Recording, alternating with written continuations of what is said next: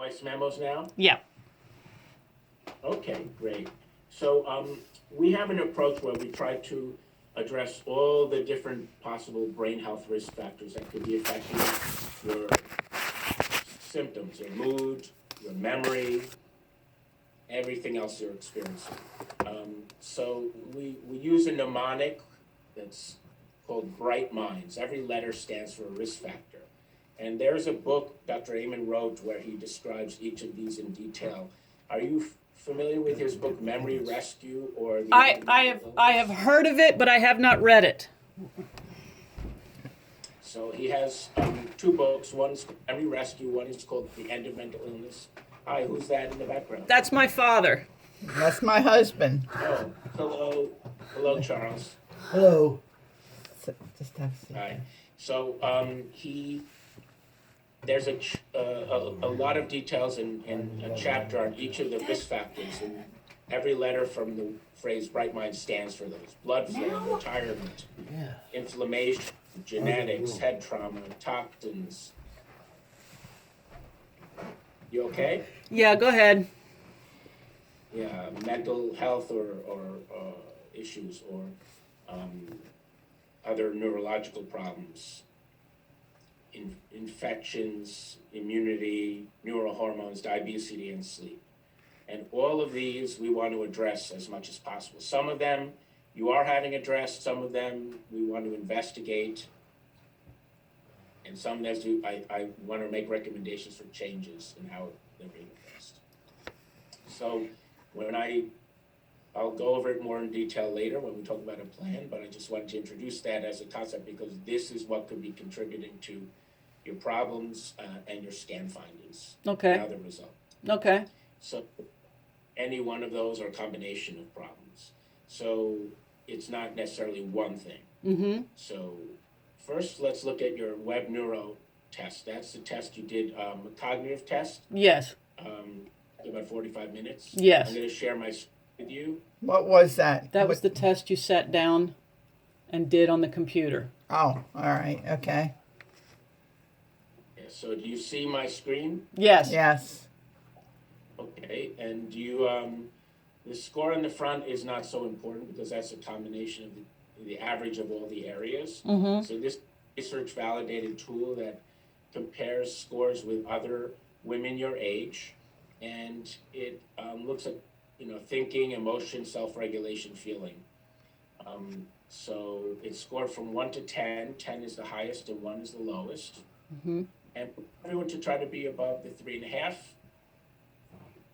range, where above that gets into low average and above average, and not be below average in the score. So the first part here is the cognitive testing. Mm-hmm. But you did very well on executive functioning. I'm very happy to see that. That was the Maze test. Mm-hmm. Very, very. Yeah. About that. That was not her. That was. What do you mean? That was the last test, and right then her home health aide showed up, and we knew we had to finish the test. So I was like, "You go, I will finish the test for you." So that was actually I had to finish that for her so that she could go do her therapy. But it would have been better if you didn't do that. I know it had been, but it was the last test. It would have been better to leave it unfinished than to. Right. Well, I couldn't though because look like it's a score that's in her record. Right. But I couldn't because it says you have to complete all 14 tests at the same time, and she didn't have time to go back and complete it. That's why. But the person could have maybe not done it. Just let it run out and then end it. Yeah. Okay. So sorry about that. I was going to tell you that, by the way. I just forgot until you mentioned. Okay. And what about the processing speed? That one she did? No, all the others was her. That was me. Okay. Let me make a note of that. Hold on a second. Because I had said to her... Just so there's an accurate chart, okay? Yeah. Can you erase that one? No, I can't erase it from there, but I'm going to make a note. Yeah, Okay. Yeah, that's fine. Just so it's in the record. I can tell you though, she would not have scored well on it at all. It probably would have taken her over an hour to complete it. I don't even know what it was. It was a maze test, and I saw it, and I started reading, and your nurse had already been waiting for 15 minutes. So that's when I said, you go ahead, and I'll just finish this last test. And Dad, not now. I want to sit down. Jeez. What's wrong? Oh, my husband wants to come in and listen. Nothing's wrong. Okay. Quiet. Okay, so let's look at the rest of the test. So you did have issues with motor coordination, flexibility, inhibition, and recall memory. Mm-hmm. My memory is terrible. Yeah, you did okay on immediate working memory, which is where you had to repeat the numbers back, but you had problems with recall memory with the words. And the other areas you showed some cognitive problems with, as I mentioned. The types of tests, what each test is listed below. When you get this sent to you, you'll be able to see that. Mm-hmm. But I just want to explain that, this confirms what you're talking about, having problems with your memory. And these other areas. You weren't able to do a SAGE test, I understand? The SAGE test, we sent that back in. It was this, I'm sorry, wait a minute.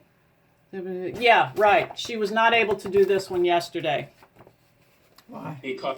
Because it just wasn't able to understand the instructions? Well, no, she just was not emotionally, she was just crying all day yesterday. I cried all day yesterday. Okay, at any point where you're feeling more up to it, if you want to try to do the test, That's this that paperwork would right be here. useful to have as a score in the future too, okay? Okay. Okay. Gives us a number score. And then you would send it back to my assistant who can upload it and I could review it. Yep. In terms of emotion, I mean, you did okay in recognizing people's emotions on the faces, the pictures, but you couldn't remember them later. And you had the lowest score of every other area in terms of mood and emotional questions. So I understand you're feeling very depressed. Very. And right now I am very anxious. I have a lot of anxiety. Yes, I see a lot of anxiety, a lot of depression, and this is obviously, we know that from your history, but this just shows the degree that it's, the way you answered, it's severe. And I'm hoping that with, in addition to the suggestions I'm gonna make, that the continued TMS, and also therapy, which you started, right, recently? I Correct. have all kinds of therapy. What are they? Yeah, Yeah, he means psychological therapy, Mr. Ahalt. Yes. Yes, Mr. I'm Ahalt hoping is. that will help shift you more from a negative bias, negative outlook to more positive or realistic outlook. Mm-hmm. And that will help improve your mood and anxiety levels as well. Mm-hmm. So you want to challenge every time you have an automatic negative thought. I know my daughter tells me that. It's just very difficult to do. I don't know what to I think. understand. Yeah, I understand. And right now it might be harder for you because you're feeling so, having such difficulty with your thinking that it's hard to process. But once we start to work towards improving your health, your brain health, then we can see if we can make progress. How am I going to be working with you? Well, I'm here as a consultant since you have a psychiatrist who's also seeing you for therapy, and you're going to see a gerontologist. I'm going to be here as part of the team. Are you going to be on the screen, or are you going to be on the telephone, or how am I going to work with you? As we are right now, on Zoom. That makes it difficult, Mary, for you Well, to go we'll home. work with it, Mom. We'll All deal with it. right, okay. My daughter lives in well, upper state New York, and she wasn't going to be staying here, and I don't know how to do all this. Oh, But you're we'll not work it staying in- out. We'll work it out. We'll work it out. Go ahead. Is the home attendant able to help with that? Not probably not. No. But we'll work with it. We'll deal with if it. you're not able to show Colleen how to do it, Mm-hmm. or or her home attendant, which might be easier if it could be the home attendant, then we could do it by phone. Yeah. Okay, in the we'll future. cross that bridge. Yes. So why don't we get this appointment done before we start talking about the next one? Okay, okay. So, and it could also be done using a cell phone if it's easier on a cell phone. Okay, FaceTime if you have that. if I learn that. Okay. Yeah, You're breaking or up. I want to review is the, hello? Yep. Yes, Okay. Go ahead. You were breaking up. you were Go ahead. breaking up. Yeah. You did a computer test right before the first scan to get your brain activated to see how it would affect your scans.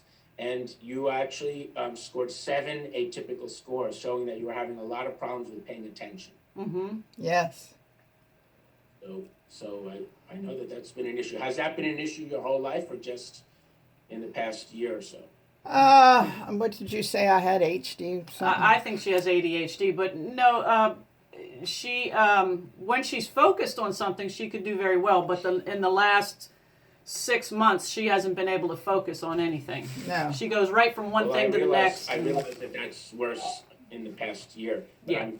But throughout her life, it's been an issue, you think? Nah, I don't know that. I would not say no. No. Yeah. Okay. So we'll attribute it to what else is causing all the general cognitive problems. Mm-hmm. I just want to see one more thing. Sorry. It's okay. Good.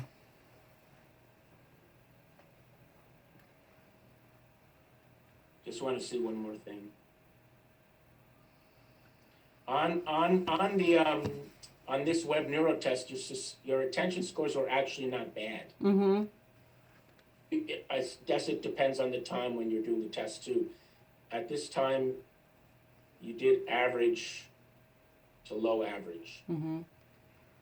It also depends on her stress level at the moment. She was at the That's what I'm clinic. saying. Yeah, That's what right. I'm saying, that it depends on the time, yeah. Right. So, yeah. So let's talk about the scans now. You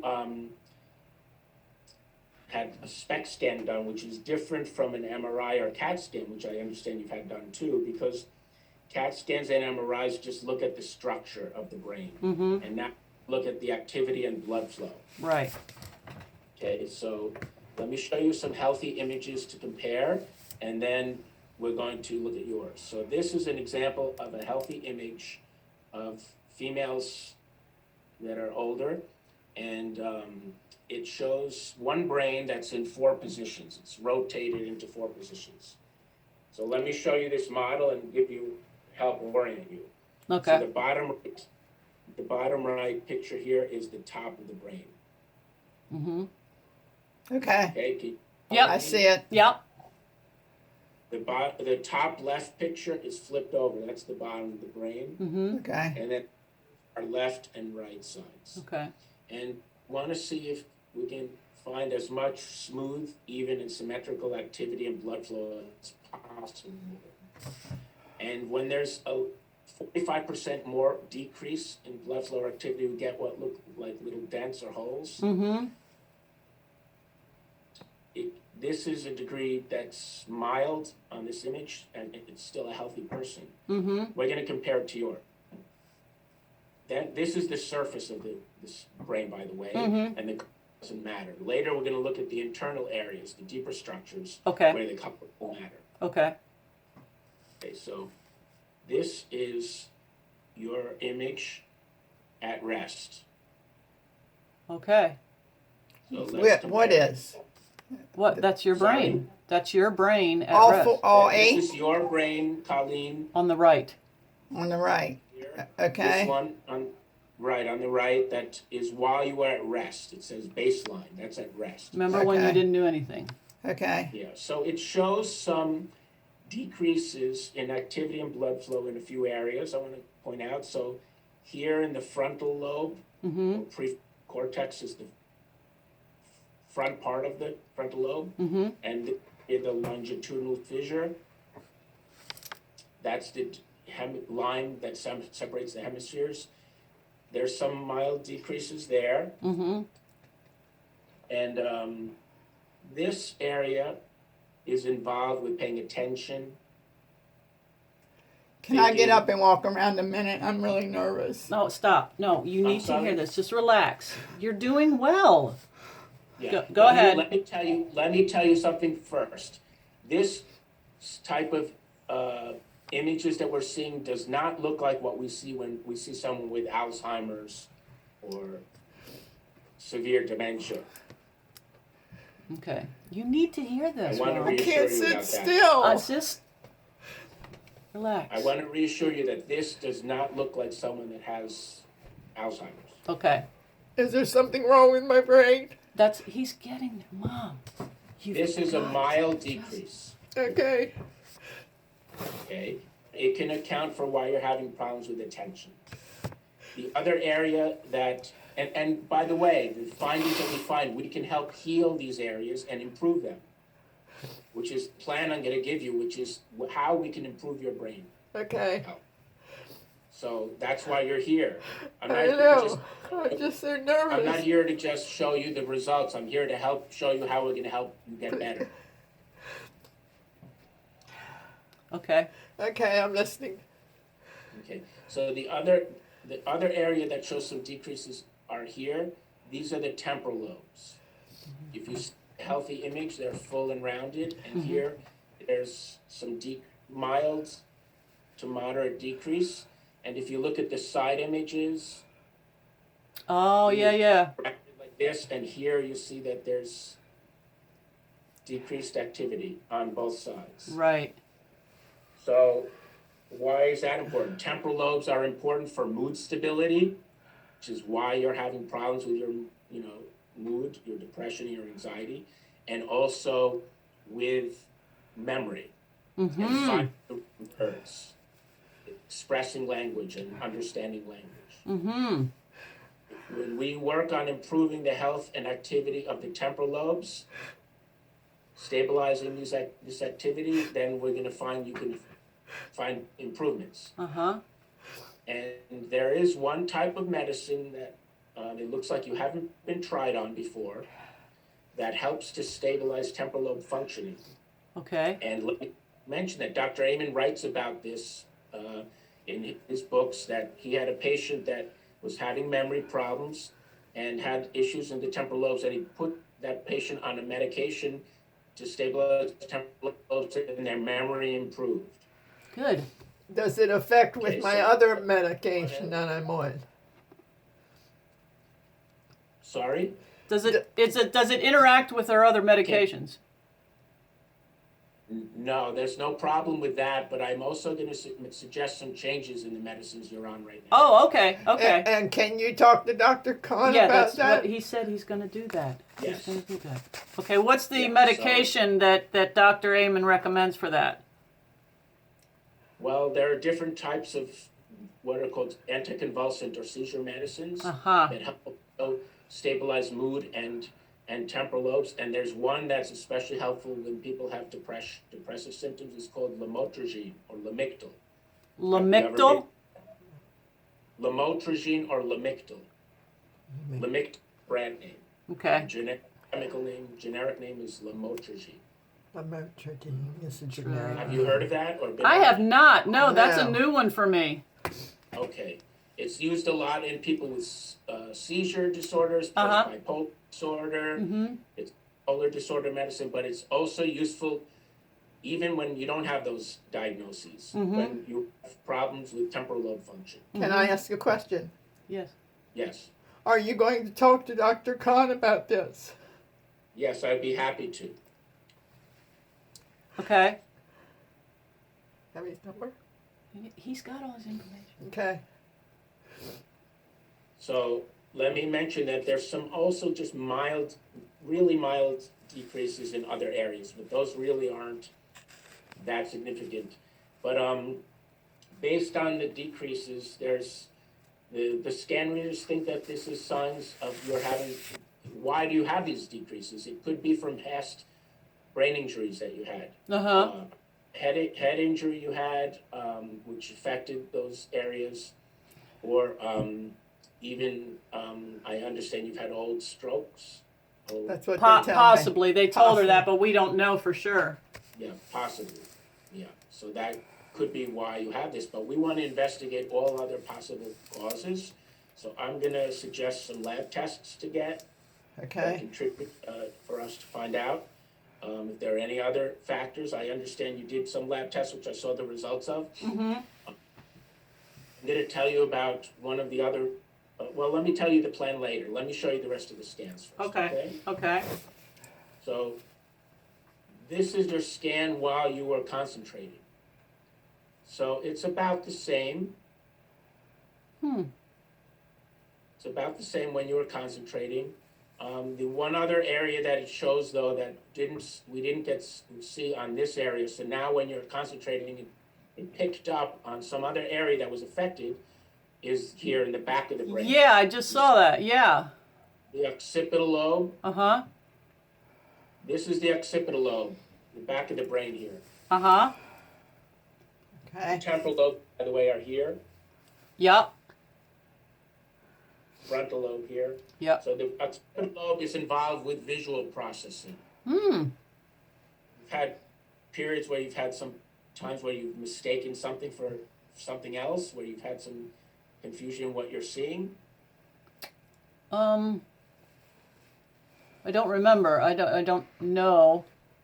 I read that when you had the episode of delirium, Oh, that you were seeing numbers on the ceiling.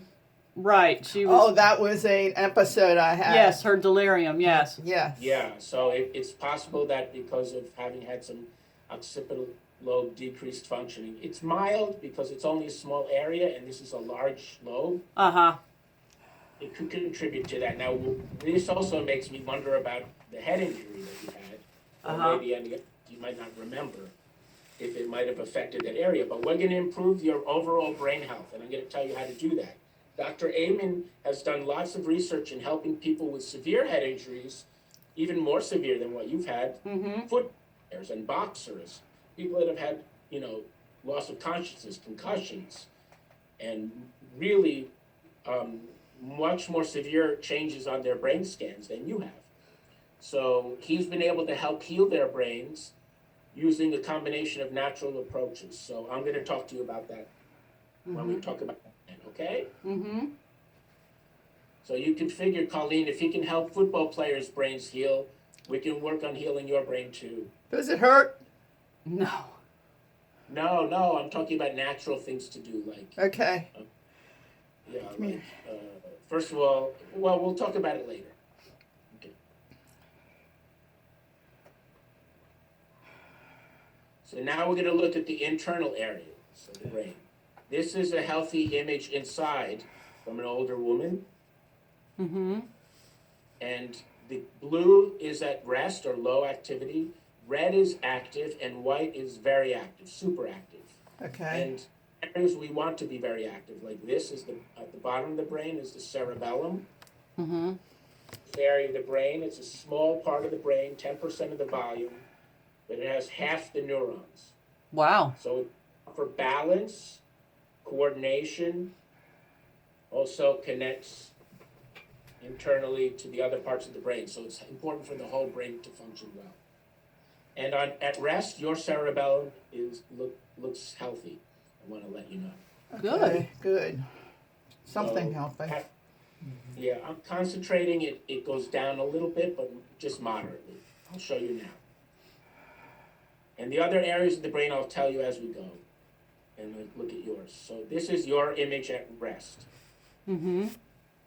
So you see that there's good activity of the cerebellum. Lots of red and white activity. That's the top 15% of activity of the brain. Mm-hmm. And this area here in the top right picture and the bottom left picture, Yeah. you see this on the back, that's the posterior cingulate gyrus. And that's associated, we know, with creativity and intelligence. Mm. So Which this shows you're an Creativity and intelligent intelligence. I'm very creative. and creative, yes. I am. I'm telling you, I used to have a craft business. I had I All right, read okay, about all right, craft all right, work all right. and that you managed an office, so that's great. So this is good. when people have dementia, this area is not active at all. So that's another reason why I don't think that you have a dementia process like the Alzheimer. I don't think you have that. Okay. Okay. Now, the other areas here are overactive. These are the basal ganglia. Yes. Those get overactive when people have a lot of anxiety and obsessive thoughts, which you do have. And doctor, they said that they think her stroke was in the left basal ganglia. I read that, and I don't see that creating a problem in terms of this area being underactive. Okay. Okay. It's In the still living room is a health, bottle of the water. majority of it is healthy enough to activate. But by being overactive, it shows me that you're very anxious, and this area is contributing to your being over anxious. I'm very anxious. Very anxious. Yeah, and that's why I recommend that medicine, lamotrigine. Yeah. It stabilizes temporal lobe functioning and calms the overactive basal ganglia. Are there a lot of side effects from these medications? Lamotrigine has few side effects. The one side effect that we have to just be watched for, but when you start at a very low dose and go up slowly, it's very, very, very low risk of this side effect is a rash. Do I also continue then with my other medication that Dr. What's his name? Yes, Khan you'll has be given able me? to continue the other medicines, but as I said before, I will make recommendations for some changes. Okay. So the other area that's overactive are the thalamus on both sides and the limbic area. The thalamus is our mood manager. It stabilizes our mood. Is that my thyroid? No. No? No, the thalamus. Okay. I don't know. I'm not a doctor. The limbic area is the area where our fight or flight response is generated. Yes. Something that's been stressful or traumatic in our lives, it makes that area very sensitive. I know you've gone through lots of, difficult times in your life, difficult stresses and losses, and that area becomes very activated because of that fight or flight response. It triggers us wanting to flee or Right. or fight, or if it's overactive, I have to flee. stand up. Stand up then. I'm just going to stand up. Sorry? She's I'm just just gonna standing stand up. up. She's standing up. Okay. So we want to calm these overactive areas, as I said, and I think the start is to try to add that type of medicine that I told you about. Okay. And then the other scan, actually, when you were concentrating, was calmer. When you were concentrating on a task, your brain was able to calm down and look more healthy. That's the way, yes. When we can distract her, when she has company or somebody's talking to her, she's fine. But you have her sit still for 5 seconds I can't sit still. and she's off the charts. Right. I understand. So, Are you going to be able to help me? Yes, he's already told you he's I'm going to gonna make do my best. recommendations. Will you Colleen, just I'm listen gonna to do my him, best. please? I can't concentrate, Maria. Just sit still and listen. If you can't hear, I'm listening and we're recording this. I'm sorry. it's okay. I understand how you must be feeling that you're suffering, and it feels hard to get hopeful. Can I ask you that before these episodes in November that happened with the delirium that you were in the hospital? Was this severity of depression? Yeah, this was normal. This has been normal since March, April. No, I mean, not this this has severe. been This how Oh, she's not been this since March. severe. yeah, no, the it just- severity of it started in October. October. I see. Yeah, It just- September, October. It just keeps Right. getting worse, and I'm scared to death I'm going to stay this way. That's why I'm glad we did this scans, because it shows the areas that are overactivated. that help guide us for a different approach. Okay. And that includes medicine I mentioned. And now I'm going to tell you about other ways to help improve the overall health of your brain. Super. Super. Please tell me quickly. Mom, I need to hear this too. I know you I need do. details because you're going to ask me a million questions later.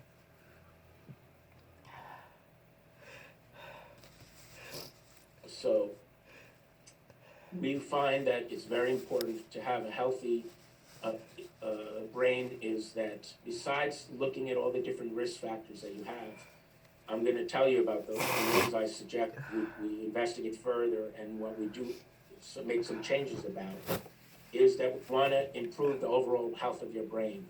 You're not eating as much, you have loss of appetite. We need to make sure you have enough essential vitamins and minerals and omega fatty acids. What have we been telling her? Yeah, I know. Yeah, I know. There's lots of studies that show that having a healthy amount of omega-3 fatty acids I don't have helps that. improve brain, I know. as well as heart health and the rest of your body. Mm-hmm. So I suggest adding omega-3 fatty acids to your How much? daily supplements. So we recommend as close to 3,000 milligrams as you can. Per day? Per day? EPA and DHA per day, divided up in doses and with food. Okay. 3 doses? Well, it could be 3 doses, or it could be 2 doses, depending Okay. on what's easier. And if it's easier for you, you might want to get a liquid product Yes. that's just, taking a tablespoon or a teaspoon. She's taking Boost No. now. Yeah, no, Whatever that's it not is, it. so- That's not it. Sorry?